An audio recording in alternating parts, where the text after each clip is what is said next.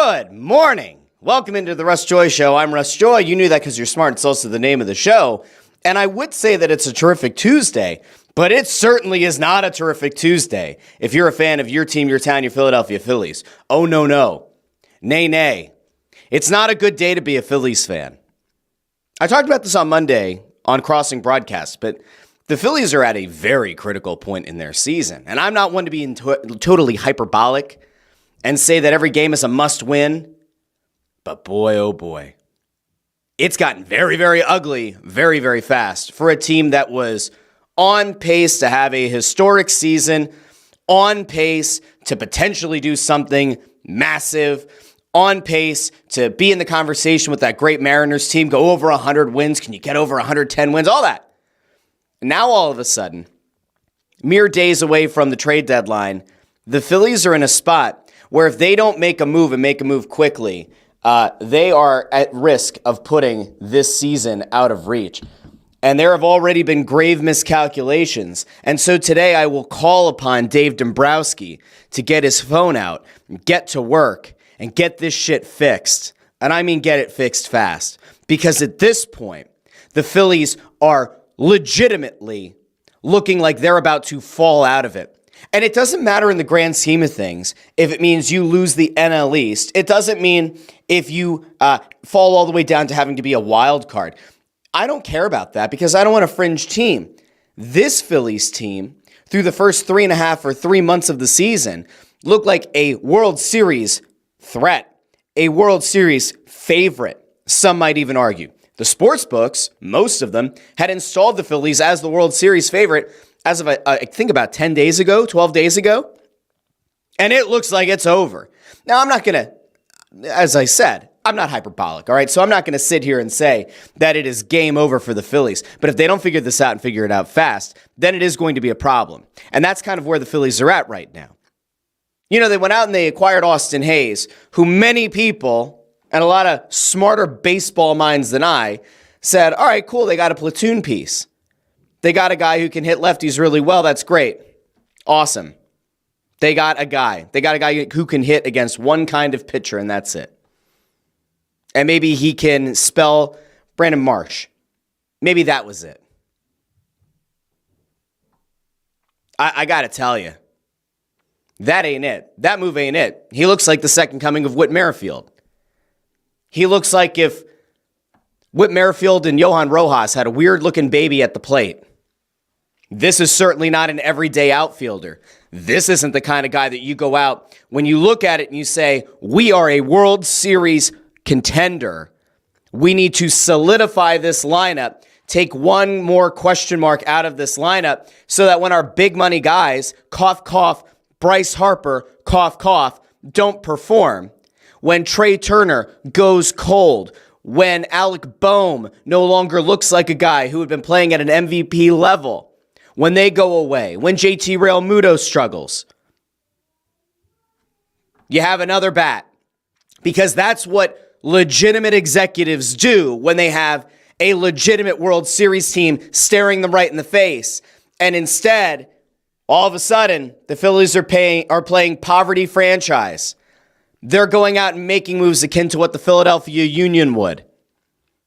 Why go after a DP level player? Why go after a big player when you can go scrounge the third division of the Netherlands League? That's what the Phillies chose to do.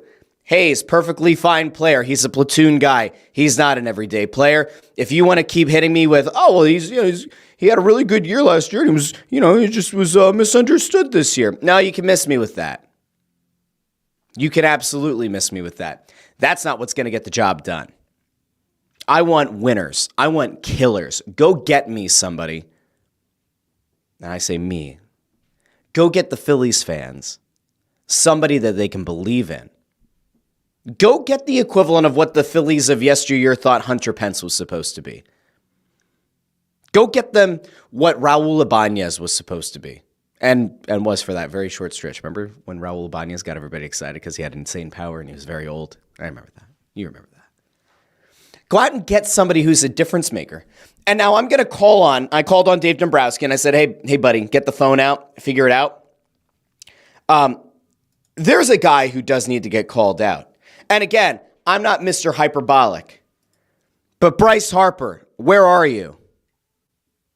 Where in the world is Bryce Harper?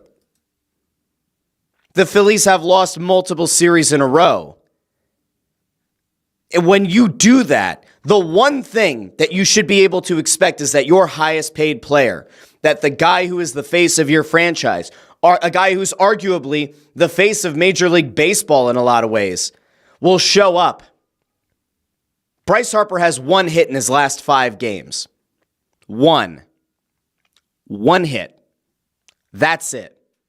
It was a home run. He has 2 RBI over those 5 games. One hit. And it was against Cleveland. I don't know what to tell you.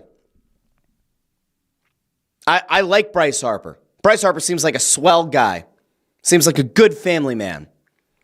He's a guy who very clearly is trying and has tried, and some have argued pandered, to connect with this fan base. But Bryce Harper doesn't get carte blanche to disappear. He's not allowed. That's not how this works. If Joel Embiid disappears for 5 games, he gets told he's overrated, he's a joke, and we'll get to that later, because that's what he's facing right now with USA Basketball. But that's what he would get as the face and the most highly paid player for the Philadelphia 76ers. You get a certain level of criticism. Sean Couturier, for better or worse, has mostly been the Flyers' best player. If he goes and disappears for 5 games, Sean Couturier hears it. If Jalen Hurts no-shows, we're not going to say 5 games in a row because obviously very few games in football relative to baseball. But if he no-shows 2 games in a row, is wildly underwhelming, guess what? Nobody says, oh, well, Jalen's a nice guy. Jalen is a very caring person in the community. And we need to give him some space to find himself. Okay? No, we don't do that. Absolutely not. Bryce Harper doesn't get that luxury. Figure it out. Make an impact in the game. You can't go 1-for in your last 5 games. That doesn't work. So you've got, on one hand, you have Dave Dombrowski, who said that Hayes is viewed as not being a platoon guy, and that it was going to be up to Rob Thompson to figure out where he slots in. They went out and they acquired Carlos Estevez. Talked about him on Monday. He was an all-star last year. Again, that's great. Doesn't necessarily mean jack shit this year, but fine. Has 20 saves, 2.3438, whatever, ERA. He's been doing it for a team that doesn't matter. The Angels are like 20 games under 500. He hasn't had to pitch in any kind of a meaningful game all season. But he's here. And you have to hope that he's going to slot in and be your closer, that he's going to take a lot of the fear of the unknown that Jose Alvarado is giving you. Hopefully, he can be an impact player. We still don't know because the Phillies didn't give him an opportunity to come in and show what he's got because, in a high-leverage situation because they continue to flounder. It's a big part of why today's episode includes Phillies floundering. They continue to lose series. And it was one thing when they first did it against the A's. I mean, you could make a case that, you know, you're coming out of the break. Yeah, the A's are a bad team, but you have to kind of get your feet back under you. Like, maybe that's what it was. No. You lost the series to the A's. You lost the series to the Pirates that you really shouldn't have lost. In which, by the way, like, you blew at least one of those games. You lost a series to the Twins. That wasn't a good look. Losing a series to the Guardians are having a really good year, but they're not a generational team. They're not the best team in baseball. They're not being touted as the best team in baseball. It's not a good look. And then you go into last night. And last night is why I say, like, that has to be the wake-up call. Because for better or worse, the New York Yankees are viewed as one of the best teams in baseball. Yankees fans might not always feel like that because very often it feels like it's Aaron Judge's team and a bunch of scrubs. Soto's good. Soto can be very good. But they often feel like it's Judge and a bunch of dudes, and you just hope that a couple of those dudes can hit at the same time. But as you line these teams up, the Phillies and Yankees could very well end up in a World Series, or at least as of 3 weeks ago, that looked like a very likely World Series matchup. So, okay, you put things to the side. You say, all right, fluke loss of series to the A's. We were competitive in the first game against the Pirates, and we closed that out with a 6-0 shutout. The Twins series, we're just going to ignore it, act like it never happened. The Guardians series kind of is what it is. You know, we were close in those games. Then you have to show up against the Yankees. This team did not do that. This team did not even come close to doing that. This team showed their ass. 14-4. 14-4. I'm going to say it again because it's staggering. 14-4. You lost all those series in a row. You're in front of your home fans. The hope has been that at some point, someone on this team would step up, would right the ship. 14-4. How bad was it? It looked almost like a 50-50 crowd last night, maybe 60-40 Phillies fans. And then there were images coming out of the game last night that it wasn't all of the street merchants selling knockoff Phillies shirts. They were selling straight up out of New York shirts. They were selling Yankees-themed shirts. That's where we're at? Really? I'm not going to say it's as bad as a couple of years ago when the Rangers fans took over Wells Fargo Center, soon to be Independence Blue Cross Center, maybe. Not like when they took over the Farg, the arena, the center, against the Flyers and totally embarrassed them. But that was bad last night. Your ace was on the mound. Zach Wheeler was on the mound. Did you provide him a lot of run support? No. Did he get shelled? Yes. Gives up 7 runs. This is coming after Ranger Suarez, injured again. I keep saying you're one bad stretch of Zach Wheeler lower back stiffness away from this thing getting way off the rails. You are a legitimate Christopher Sanchez regression to the mean away from very bad.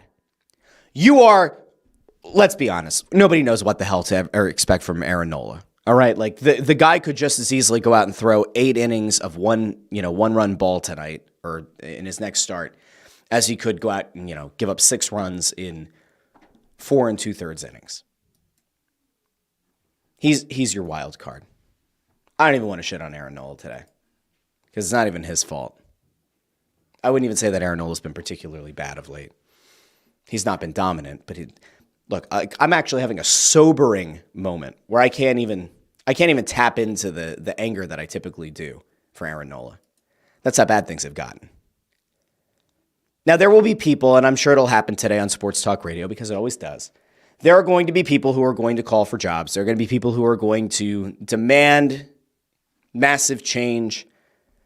I don't think you need massive change. I think you need to add another arm to the rotation that is going to be a stabilizing force. I have been begging and pleading now since the offseason. Please go out and get another guy who's like a 1A or a 2. Trade prospects if you have to. I don't care. Every time a big name comes up, what was it, Mason Miller, the closer from the A's, every time there is a potential target, people say, well, what about Andrew Painter? He has to be an untouchable. There are untouchables in the system. Russ, you can't trade all the prospects away. If you trade all the prospects away, what do you have left? You'll have a big money team and a bunch of guys who are still under contract for quite a while. That's what you'll have.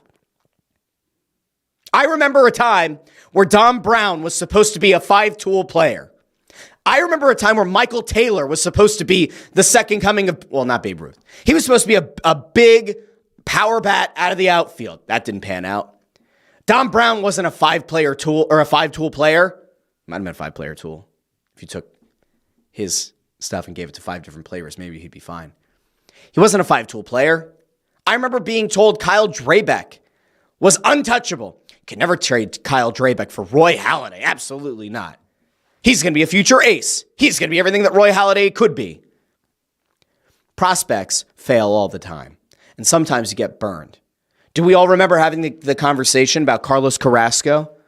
Can't trade him for Cliff Lee. Can't do that. He's a future ace. Somehow Carlos Carrasco is still in Major League Baseball. I don't understand how, but he still is. Good for him. Longevity.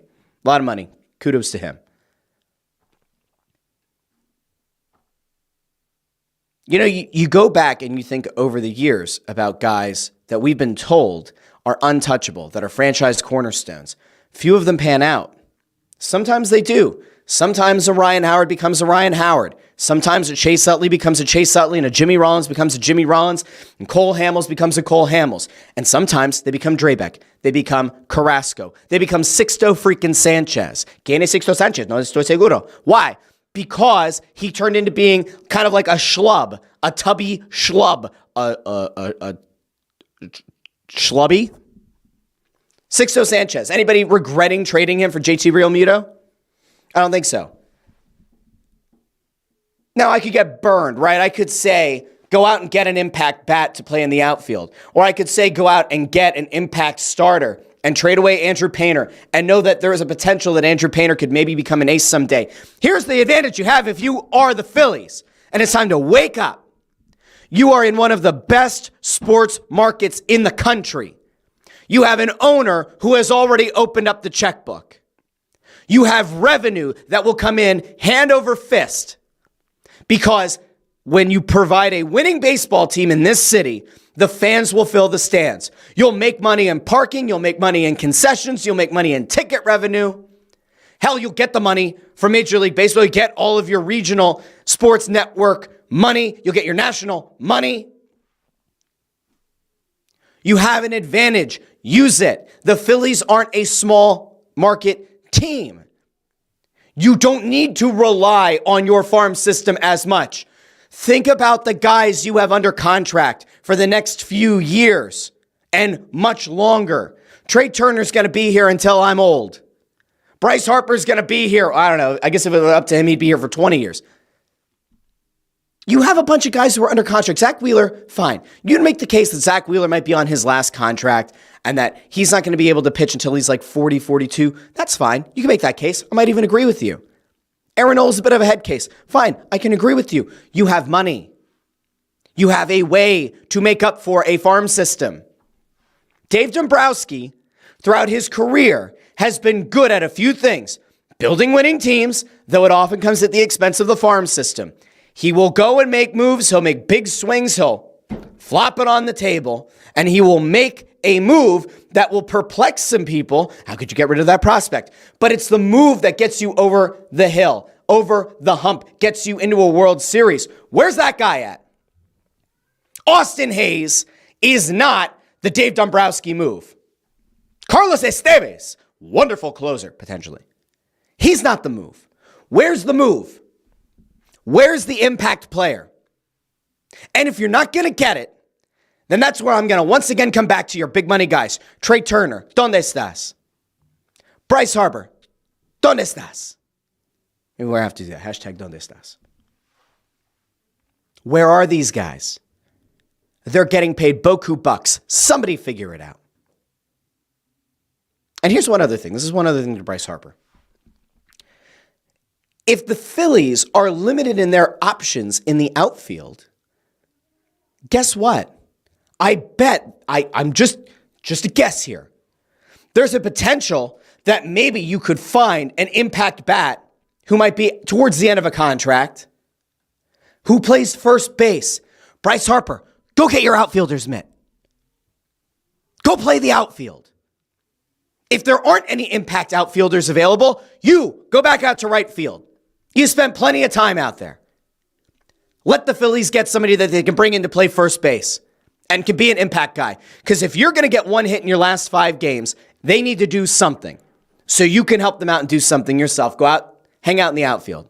Cool? Cool. I'm going to go over to the comments because there have been many of them this morning.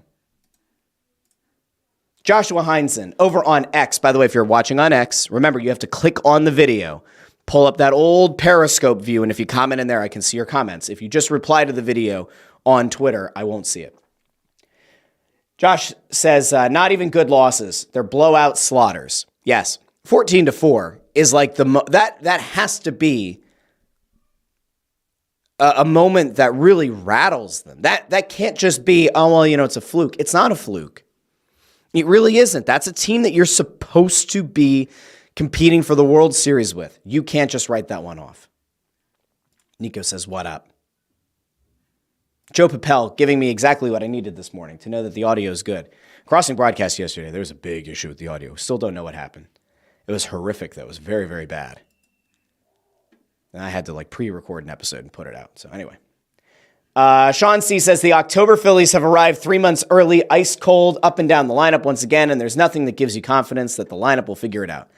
I tend to agree, which is unfortunate, but it does feel like, I don't know, at some point, somebody's got to do something. They have too many, I know that it seems like a lazy talking point, and it's the same kind of lazy talking point, I guess, that people used to, get pissed off about around 08, 09. But it's in those days, mug warmer. In those days, it was Ryan Howard's getting paid a lot of money. He's got to hit. Chase Utley's getting paid a lot of money. He's got to hit. Jimmy Rollins is getting paid. He's got to hit.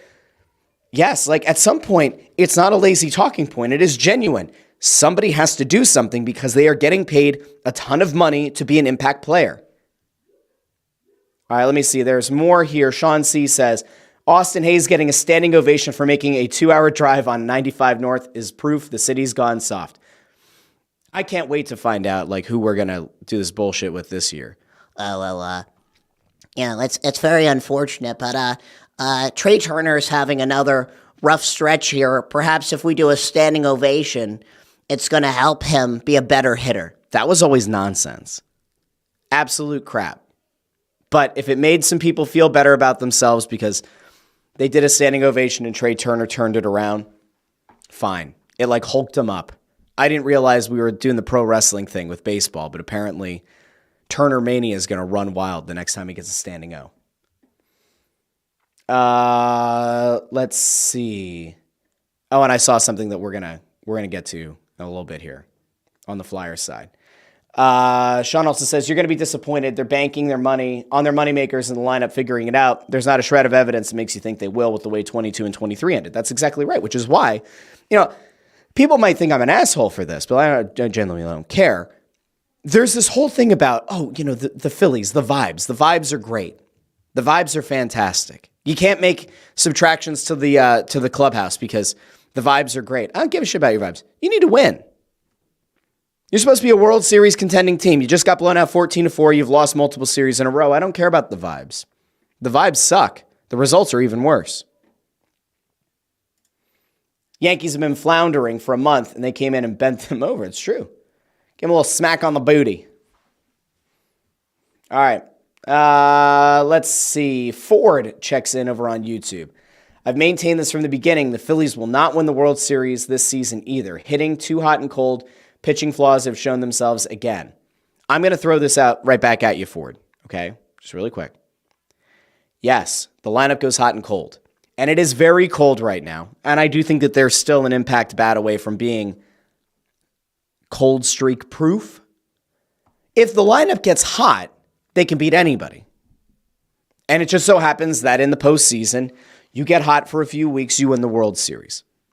But I will say that I agree about the pitching because they are relying on far too many guys playing above and beyond any kind of expectations. And eventually that's going to come crashing down to earth. And the hope has to be that, no, that's not going to happen. And Josh also checks back in on X and says, let the cash flow to Middleton. All right, let's see. There are more things over here. I saw some stuff about the Flyers, so I have to go to the Flyers. All right, fine. We'll go to the Flyers here really quick. And then we're going to go to talk about the Eagles because there's a thing that I led off with that I was actually much more intrigued by, and we'll get to in a second. My old friend, Anthony Sanfilippo, he wrote a piece over on crossingbroad.com, and he decided to do the thing that he does, where he sometimes tries to be a little bit vicious about yours truly. So HC checks in and says, hey, did you see what Ant wrote about you in his piece on Kolosov? My favorite part of the ridiculously long diatribe was about the 550 mark, where Russ inadvertently called himself useless. Because what I did, some of you have noticed this, is on the YouTube channel, over the weekend, I took a couple of clips from prior episodes and dropped them in a new playlist, the Clips playlist, which I've done with Snow the Goalie, and I'll end up doing with the It's Just Wrestling show once I'm able to figure out when the hell I'm going to fit that show in during the week.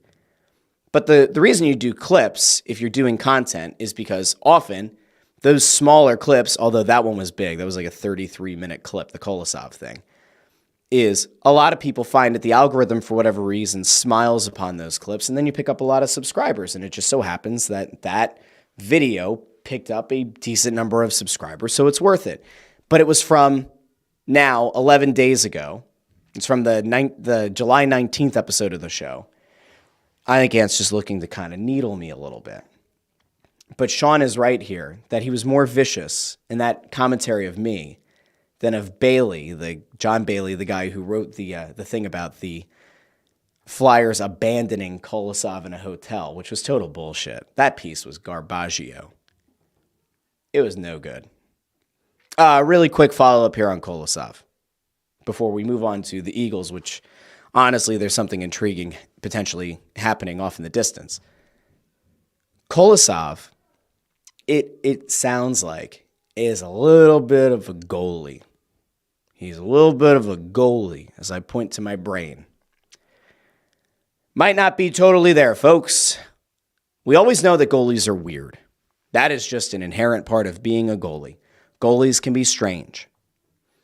Sometimes they tell you about bear and woods and how universe so humongous big. We are just little speck. Sometimes they're in your face about how weird they are. Sometimes they are weird behind the scenes. Kolosov, it sounds like, might just be a little bit different. A little bit of a different guy. Frankie Fasthands, though, says Kolosov is gone. Not exactly management's fault. It happens. He's not gone. He is under contract. He can't do shit. If he wants to play anywhere, he's going to have to make nice with the Flyers. They don't need to loan him back to the KHL. He has a binding contract that the IIHF is going to uphold in court, or they're going to uphold and, prevent him from representing Belarus if he tries to violate it. And I'm still not exactly sure that if Kolosov wanted to go back to the KHL, that the KHL would tell a team, yes, you can offer him a contract. We talked about this a week and a half ago. I don't want to go through the whole thing again. He doesn't have leverage right now.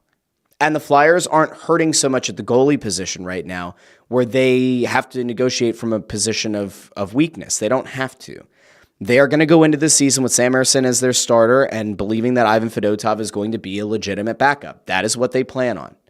They have other goalies in the pipeline. For once, goalie's not necessarily a position of strength for the Flyers, but it's not a position where they have to, like I said, negotiate from a weak point. They don't have to. He's not gone. Let's see. We are going to move to the next thing. And the next thing is what happened with the Philadelphia Eagles. Now, you might not be aware of this. You may have missed this at some point in the last couple of days or the last couple of weeks.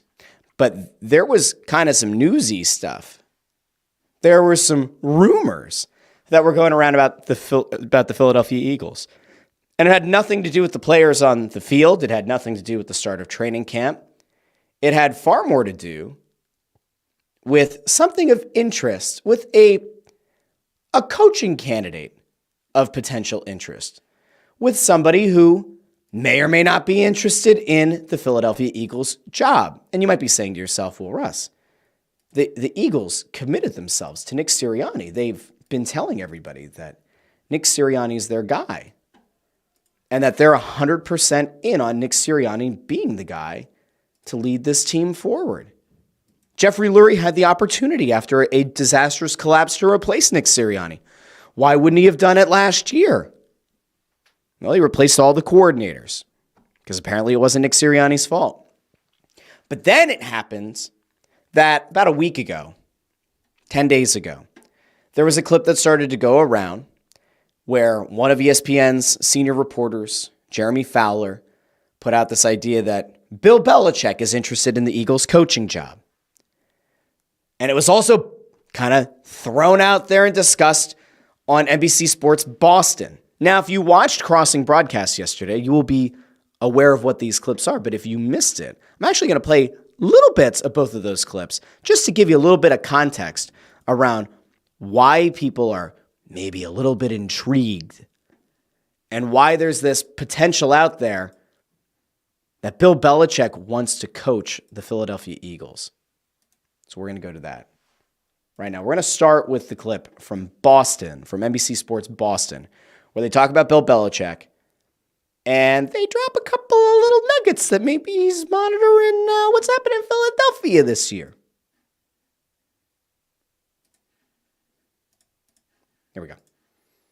And so to me, this is the best move he can make, going there, rehabbing his image, and having everyone forget 2022 and 2023 and the misery of a rain-soaked New York Jets loss at the end of the season in which the team had 6 first downs. No one thinks about that anymore. They think about confetti and Lombardis. And I'll say this, Bert would know better than I across the league, no question about it. The Eagles, to me, are not a fit. Like, Howie Roseman has hired the young offensive coach. He can handle the personnel. Belichick will want input on personnel, maybe even control. I would just look at the Cowboys and the Giants, and especially early in the season, where the Giants' ownership is probably among the most impatient in the entire league. So we're going to pause there for a second.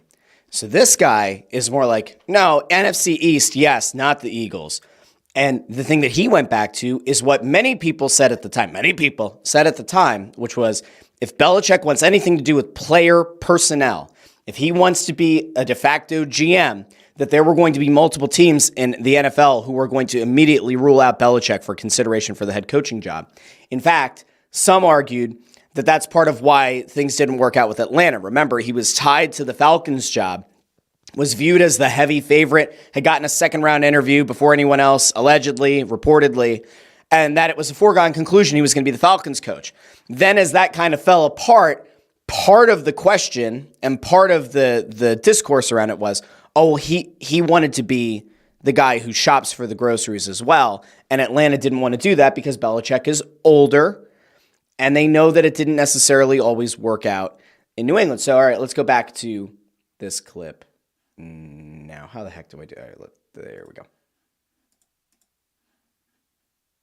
And we all know Mike McCarthy's going into a contract year down in Dallas. This might happen before we get to Thanksgiving.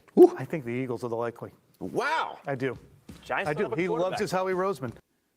Now, I have a couple of problems there, just from the content perspective. I don't know how a network like NBC Sports Boston is unable to do a short form clip where you like end the final scene without having anyone in camera frame, but I digress. That's an interesting note. He thinks that Belichick really likes Howie Roseman and that would be a selling point to him, that the two of them together could be something spectacular. And I will say, there's a non-zero chance that Howie Roseman and Bill Belichick could wreak havoc on this league. I do think that what the other guy said, though, ahead of that, is even more interesting, that potentially Bill Belichick could replace a Mike McCarthy before Thanksgiving. Like, if the Cowboys struggle, don't be surprised if you see Bill Belichick's name thrown out there. I don't necessarily think that Jerry Jones goes into the season and says, like, I'm at the ready to make a change. If you're that close to making a change, you make the change in the offseason. Like, why not have him in here or in Dallas, installing his systems and like picking his coaches and jettisoning players that he doesn't think fit the culture and all that? Like, why would you not have done that in the offseason if you were that close to naming him the head coach? Now, I want to get to the other one because, all right, regional sports networks. We know that sometimes the information you get there is hit and sometimes it's miss. I mean, you just think about even locally, right? Just because somebody's on a panel show doesn't mean they necessarily are totally plugged in. If Ben Davis were to say, hey, I hear the Phillies are actually interested in bringing back Joe Girardi if Rob Thompson fails to get this team back to the World Series, you take that with a grain of salt. But we know that. But if somebody from another town saw that, they'd be like, oh, that's very interesting because this guy works for the regional network. I'm going to go to a clip from a podcast that Jeremy Fowler was on. Now, again, he's a senior NFL reporter for ESPN, the worldwide leader in sports. For more, go to ESPN.com. He drops a very interesting nugget about the NFC East between the Cowboys and the Eagles as well. But where there's smoke, there's fire. Where there are two very large plumes of smoke, I start to think that the fire is actually burning pretty well. So we're going to go to this one next. And I'm going to skip some of the initial setup because I don't think it really matters. Here we go, friends. This is Jeremy Fowler talking about Bill Belichick potentially being interested in the Eagles' job. Do we really want to give Bill Belichick all this control at his age, But like if Philly opens, it's just a perfect fit for me, in my opinion, I think he would want that job in the worst way, is my sense. So you feel like the Eagles is the job? If let's say hypothetically he had an option for all of those, you would think the Eagles is the one that's most attractive. Eagles and Dallas. Got it. It just because, look, big names ready to win now, right? Philly ready to win, Dallas ready to win. Coaches that know that and have to get it done in a ready to win situation. Nick Sirianni and Mike McCarthy, they're both in that situation. So if one of those opens or both opens, I can certainly see it. But the Joneses have a long-standing relationship with Bill Belichick. I could see it happening. Okay. So let's let that one kind of marinate a second.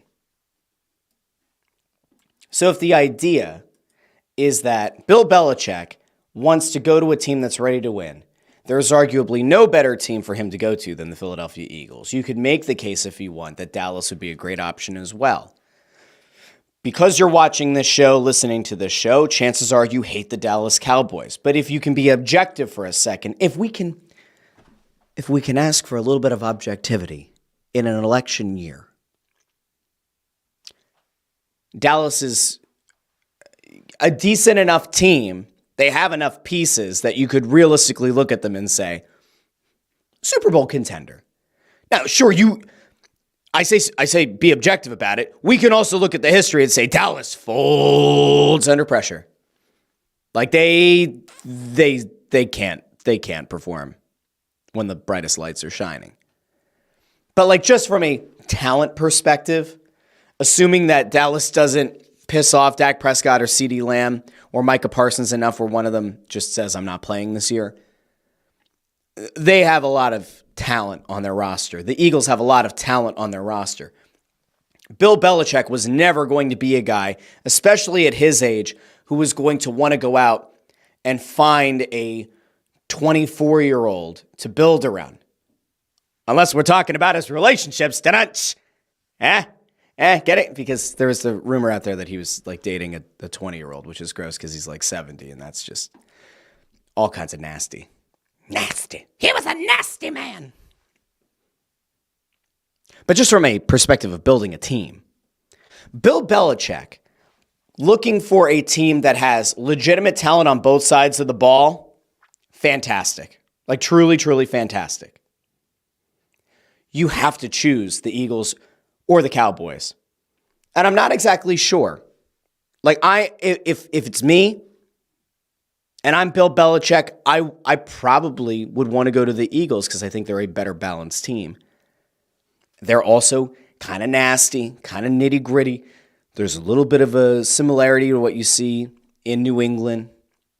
A little bit, I guess. If you like to give credit to Boston fans, I don't, but you can. Bill Belichick, it makes all the sense in the world for him to want to go to a team that he can just plug and play. I mean, if you think about what he was dealing with, trying to make Mac Jones into a franchise quarterback with the Patriots, and you compare that to what he would have if he came to Philadelphia, where he's got a guy who was the runner-up for MVP a couple of years ago, a guy who arguably outdueled Patrick Mahomes in a Super Bowl and Jalen Hurts under center. You've got, one of the best wide receiver duos that Belichick would have ever coached in A.J. Brown and Devontae Smith, a legit tight end in Dallas Goedert, one of the biggest impact backs right next to Jalen Hurts in Saquon Barkley, an offensive line that would probably be, would likely enter the season as the number one line in football if Jason Kelce were back.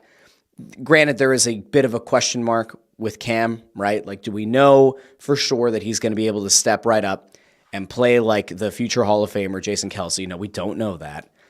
But they should be one of the top offensive lines in game. Like, that's it. 100%. So if you're Bill Belichick and you look at the offensive side of the ball, that's set. You look at the defensive side, there are some deficiencies. I always keep coming back to the point that, like, Howie Roseman is allergic to linebackers. But if you get beyond that, the defense is solid. Vic Fangio is an experienced, bright defensive mind. Kellen Moore is supposed to be this up-and-coming, bright, young offensive mind. If you're Bill Belichick, the thing is already put together for you. And I don't want to say that you're trying to front run and that you're riding on the coattails of the other people who are already here. But if you're Belichick, this is a perfect position. Like, this is a perfect place to be. Dallas isn't a bad alternative. But if you're Bill Belichick, it has to be on your radar. Now, why it's interesting is, can you imagine being Nick Sirianni? Like, seriously, think about it for a second. 2 years ago, Nick Sirianni is viewed as, wow, this guy went from being like a total schlub, somebody that people were dunking on because of his introductory press conference talking about plants and planting seeds and fertilizing the soil. Went from that kind of nut to, wow, he took the Eagles to a Super Bowl. And they almost won the Super Bowl. All the pressure was off. To then last year, you get through the first 10 weeks of the season and you're like, wow, Eagles look like they might never lose a game. To the 7-game collapse at the end of the year where it's, wow, something went very wrong. And nobody's willing to point the finger quite enough. So you put all those things together. Nick Sirianni loses both of his coordinators. He somehow survives. He makes the virtually unprecedented decision to remove Sean Desai and replace him with Matt Patricia at the end of a regular season when you're supposed to be a Super Bowl contending team. He makes that change. They get to the offseason, they say, we're going to totally revamp the defensive coaching staff. And oh, by the way, Brian Johnson, who's always been close with Jalen Hurts, we're gonna scapegoat him and send him packing too. Sirianni somehow survived. Now, if you're Nick Sirianni, you've gone through an entire offseason of being told you're not good enough, that you're lucky to still have your job, that you're a glorified pom-pom waiver. And now you're potentially in a position where, like, Bill Belichick, whose name was thrown around all offseason, could be monitoring your job, monitoring what you're doing, and that if you don't get this team to be a Super Bowl threat, to be a legitimate Super Bowl contender, that Bill Belichick is ready to pounce. Good luck. There's no way to win. Nick Sirianni's done. The only way for Nick Sirianni to save his job is to win the Super Bowl this year. That's it. There's no other option. Because anything short of that, fans will be calling for his head. And if this team doesn't perform after replacing both of their coordinators, it's going to come back to the head coach. Good luck, Nick Sirianni. I mean that. But I don't think it's going to matter. All right, let's see. We'll go over to some comments. I see there is discourse going back and forth.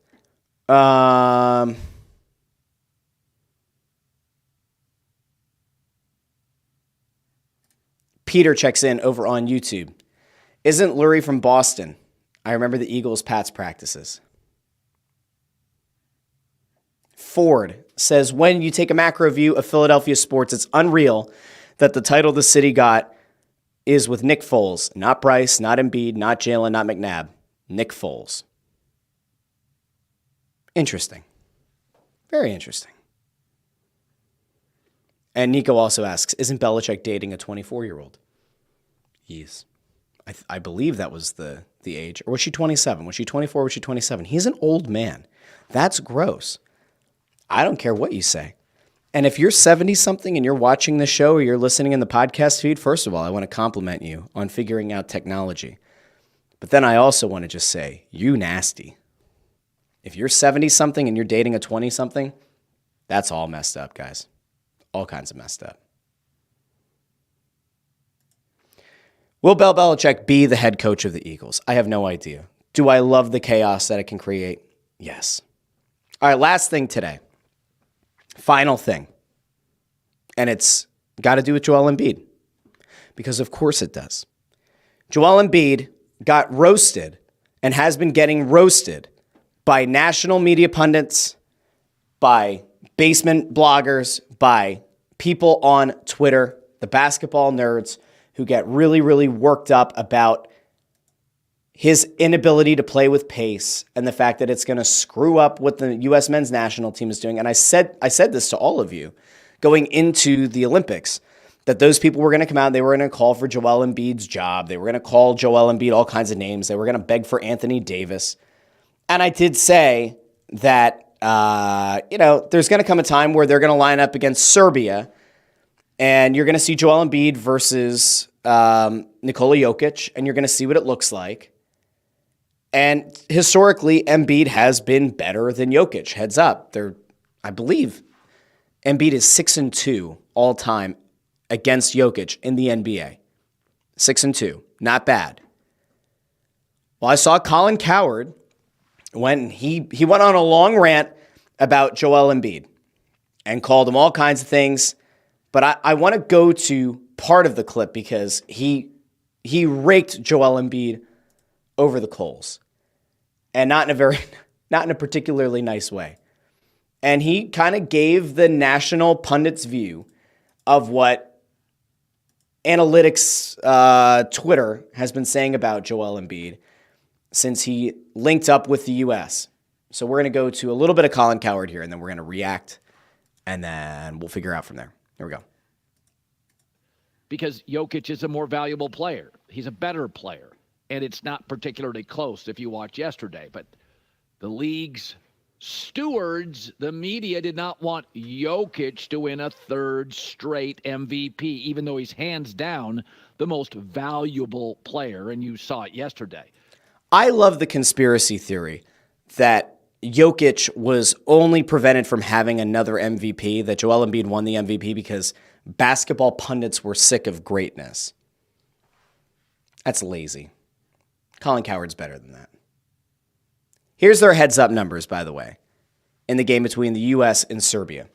Embiid ended up coming out of the rotation. Like, it was bad. It wasn't quite as bad as Jason Tatum getting the did not play coach's decision, but it wasn't particularly good. These numbers are bad. One Eastern Conference Finals. Milwaukee was all beat up this year. I mean, the Knicks fell apart physically. So did Miami. Can you win a second playoff series in the significantly weaker conference? Now, here's the problem that I have with this comp, okay? We are talking about these guys going head-to-head. Jokic against the U.S., 20 points, 5 rebounds, 8 assists. Embiid against Serbia, 4 points, 2 rebounds, no assists. The international game and the NBA are entirely different. Entirely different. The leagues themselves and the way that the rules are enforced, totally different. It is not a fair critique or criticism to say that because Joel Embiid didn't perform well against Jokic in this international game, that you can now bring in what they have or haven't accomplished in the NBA as being like a real argument. The game is entirely different. Is Embiid a foul merchant? Yes. If you're a Sixers fan and you're not willing to accept the fact that Embiid goes hunting fouls, I'm sorry. That is who he is. He is a dominant player, but there are times that he looks out of shape, slow, not the kind of player that you expect to build around in this version of modern basketball. Go beyond the NBA. Watch how other teams in the Olympics are playing right now. What you're seeing is why there aren't more players like Joel Embiid, why you don't see more plotting centers. You're seeing it. But in fairness, Embiid should be doing better in the Olympics because the way that FIBA enforces, he should be able to get away with a lot more physicality. He's not. It's so ingrained in him now to look for fouls and to try to get to the line that he's gotten away from what should make him successful. So, Colin Cowherd goes on this big, long thing about talking about how, Embiid hasn't accomplished anything in the NBA and how, Jokic is the better player, hands down. There's no debating it. But he eventually gets to a point, and I can't find it now, and it's not worth it. But he says that Joel Embiid is the most coddled and overprotected player, an over-discussed player in the NBA. And I will once again come around to this. There is no reason to try to compare what they've accomplished in the NBA with what they did in that one game. And if you're going to bring the NBA into the argument, you then have to compare the fact that when these guys go heads up, Embiid has typically come away as the winner. Is Nikola Jokic a better player than Joel Embiid? Yes, he is. In this version of what modern basketball is, he's a better player. He has better court vision. He's an all-around better, more dynamic player. I think that Jokic stinks defensively, like stinks out loud defensively. But I think a lot of the dominant performances that you saw from Joel Embiid, where he was constantly being mentioned as a defensive player of the year candidate, I think those days are pretty far gone. And a lot of it just has to do with the fact that he doesn't have lateral quickness at all anymore. We could say it's because he's out of shape. We can say it's because he's had multiple knee injuries. Now we can go back to the foot issues. We can go back to the back issues. Embiid is just not a healthy guy. And so, his body's never going to rebound. You're never going to see the Joel Embiid who looked like a gazelle running up and down the court as a rookie. That guy's gone. I just don't see a scenario where you get back that version of Joel Embiid or anything close to it. My fear all along has been, is Embiid going to add too many miles to those knees, especially in the Olympics, where it's going to hurt him with the Sixers? You can make the argument right now that what you're seeing and what Sixers fans are now used to seeing is it looks like Joel Embiid is trying to play himself into shape.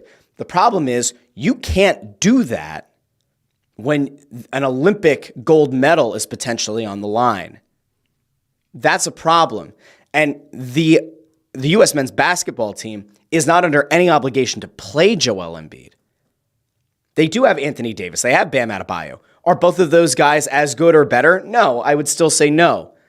But given what this team is trying to do right now, Anthony Davis is probably the better option, which stinks.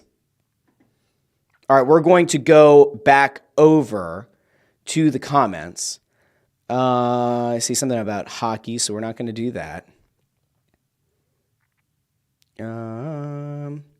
Ford says, Sixers will never win a title with Embiid on the team. Book it. I think it's far too early to say that. And I don't want to conflate what's happening in the Olympics with what's going to happen here. Entirely different things. I still think that this Sixers team with a Paul George, with Tyrese Maxey, is going to be a very good team and is going to compete down to the bitter end, potentially with a Boston in the Eastern Conference Finals. I am bullish on what this Sixers team is going to accomplish. But what you're seeing now with the Olympics is the big fear going into the regular season and then eventually into the postseason. If this is what Joel Embiid is going to look like, if this slow, plodding, inability, a guy who's unable to physically get to where he needs to get on the court, then it's over.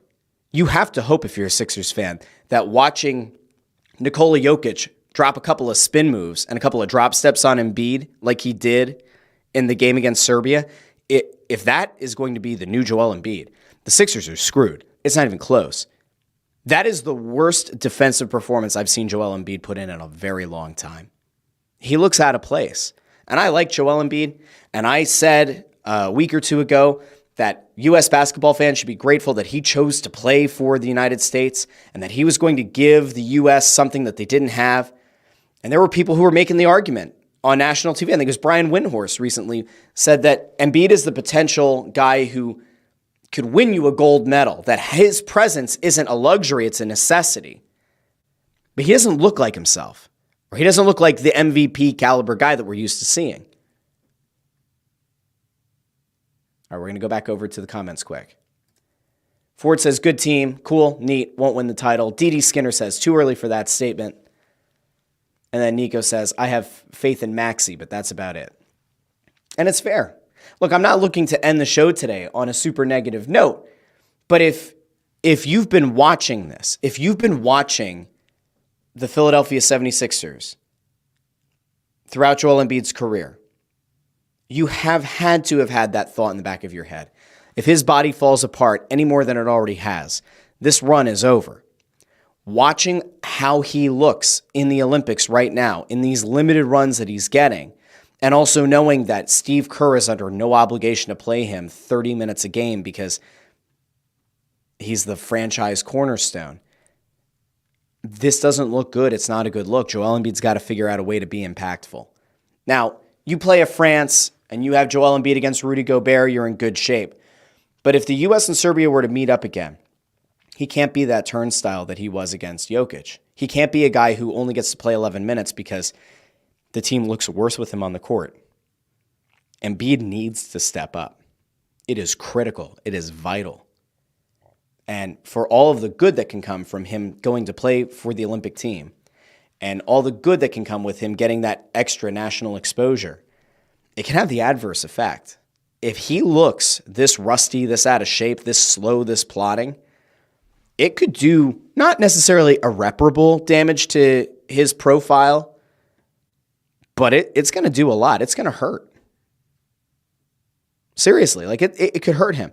If his goal is to try to win another MVP, which it shouldn't be, his goal should be to win the NBA Finals, win the NBA championship, hoist the Larry O'Brien trophy at the end of the year. If he wants to do that, Joel Embiid is going to have to get it together and do it fast.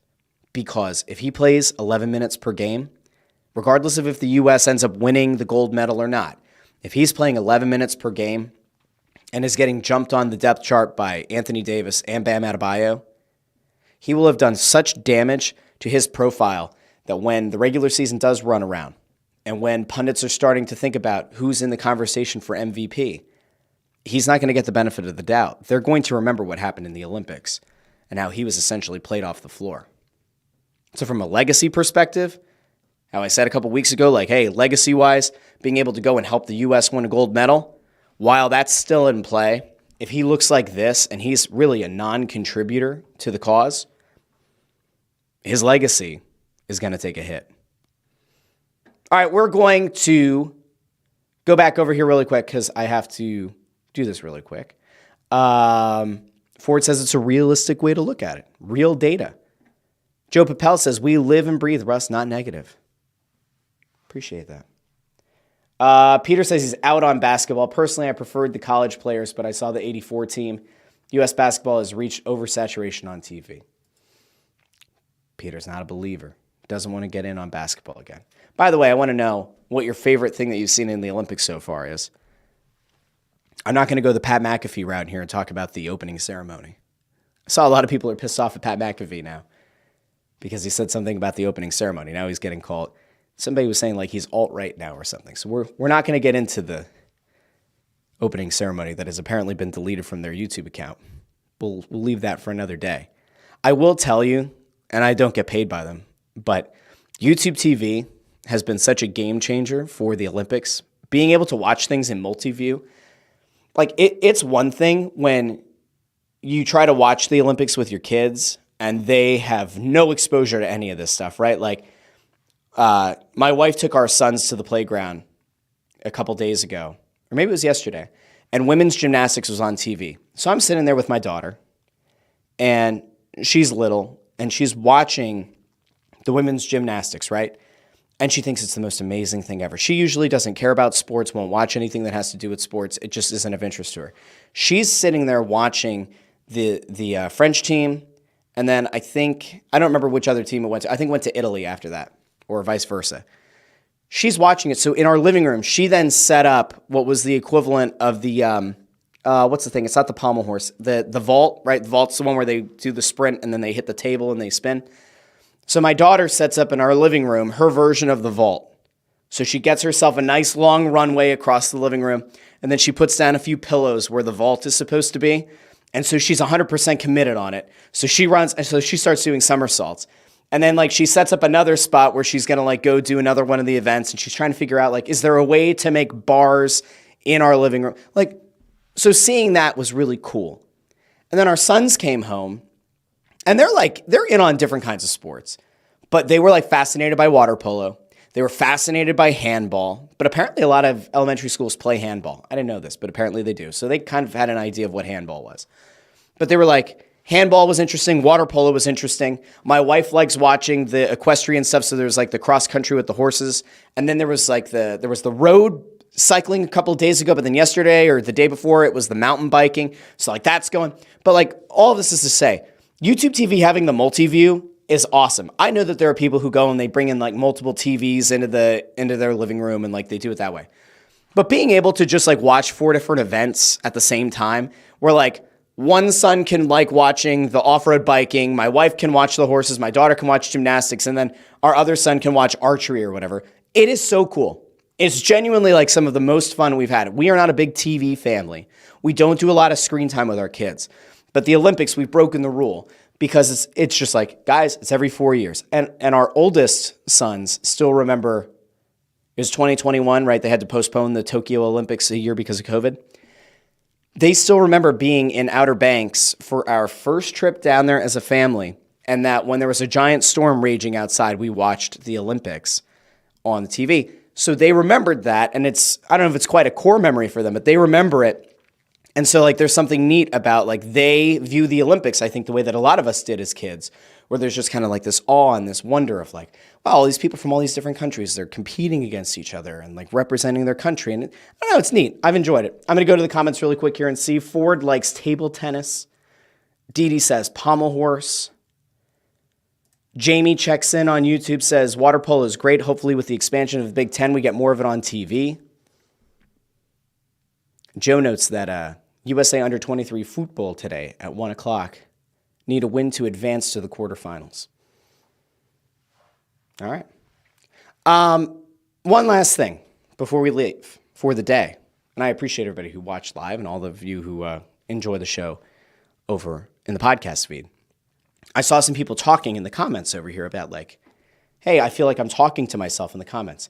This show streams to multiple places at once. It goes to my X, like my Twitter, right? It goes to Facebook, and then it goes to 2 YouTube accounts because all the shows that I do go to the Joy Media account. It's kind of like you can go there to get everything if you want. And then it also goes to the Russ Joy Show account. So you have to make a choice as a live viewer. Where I would prefer you to go if you're watching live is the Russ Joy Show YouTube account. That's where I would rather see everybody go. If you watch after the fact or you do watch on the Joy Media LLC account, I appreciate you tremendously for watching it on YouTube and supporting that channel. But I would rather have everybody go over to the Russ Joy Show account, watch the show live, hit the thumbs up there, comment on the video. That's the priority. I'm going to keep streaming it to the Joy Media LLC account, but really, especially for live viewers, from now on, if you're a YouTube viewer, go to the Russ Joy Show channel, subscribe there, like the video, share the video, subscribe, all that kind of stuff on that channel. That's going to be the way to go. Then, instead of having this kind of like, for me, it's all aggregated together where I see all the comments, but for you, the viewers, you'll get to actually go back and forth with each other instead of it being across 2 different channels. So, I will be back later this week. I have to make a very quick announcement. I won't be doing the show live on Friday morning. I'm going to be on a plane, when the show would usually be going on. It's our anniversary weekend. We're going out of town, which I'm very much looking forward to. I haven't been on a plane in a long time, since 2016 when I did an international exchange program when I was still teaching. My wife and I haven't gotten on a plane together since we got married almost exactly 10 years ago. So we're going away for our anniversary. I will drop an episode of this show. Probably, I'll either do it live on a Thursday night or it'll be a pre-recorded show on Friday. So just so you're aware, if you're commenting on the show when it premieres or whatever, I won't be pulling comments up because I will not be doing the show live. Unless it's Thursday night. If it's Thursday night, it'll be live. But if it's Friday morning, it won't be. So just keep that in mind. All right, everybody. I want to thank all of you for joining me today on YouTube, X, Facebook. Those of you who listen in the podcast feed, do me a favor if you haven't done so already.